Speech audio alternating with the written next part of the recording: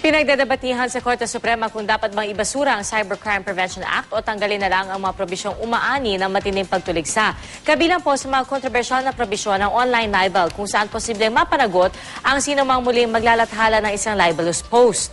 Balitang hatid ni Lia Manyalak del Castillo.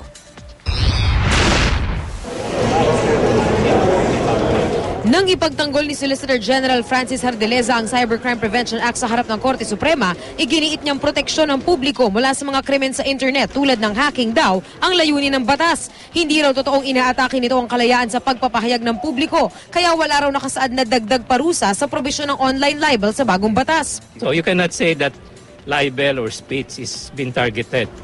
Pero sabi ng mga mahistrado, hindi raw malinaw kung maaari pang litisin sa online libel ang individual na inireklamo na rin ng libel sa ilalim ng Revised Penal Code.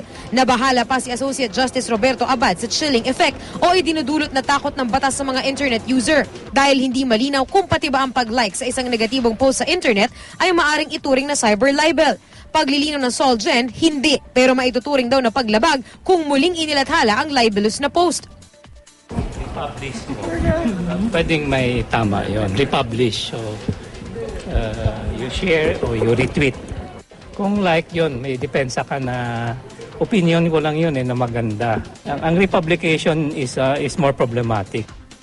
Kaugnay naman ang probisyong nagbibigay kapangyarihan sa mga otoridad na mangolekta ng traffic data, ipinaliwanag ng Solicitor General kung bakit hindi basta-basta malalabag ang right to privacy ng individual. The content of the email, you need a court warrant. Okay. To seize the computer of the hacker, to seize and to examine it, you need a court warrant. Sa gitna ng mga problemang gustong solusyonan ng anti-cybercrime law, ipinunto ni Justice Antonio Carpio na maaari namang papanagutin ng mga lalabag sa ilalim ng E-Commerce Act. Pero ayon kay Hardeleza, masyadong mababa raw ang parusang itinatakda nito. Hindi naman itinanggi ng Solicitor General na labag sa batas ang probisyong nagbibigay karapatan sa Justice Department na i-restrict o i-block ang access sa isang website. Pinagtatalunan pa kung sapat ang pag-aming ito para mabasura ang buong batas.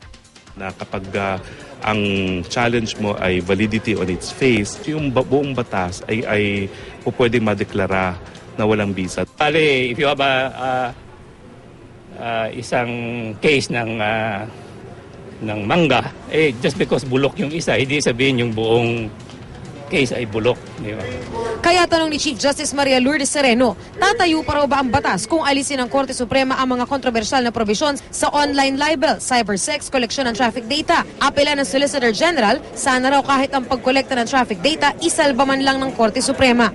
Kung i-declare nilang unconstitutional law, ang Kongreso pwedeng bumalik lahat ng crimes, hacking, identity theft, misuse of devices, pwede makausap. Sa labas, nagdaos ng protesta ang mga kontra sa anti-cybercrime law, kabilang ang ilang estudyante ng UP at mga kasapi ng College Editors Guild of the Philippines. Umaasa silang mababasura ang batas bago mapaso ang temporary restraining order dito ng Korte sa ika-6 ng Pebrero.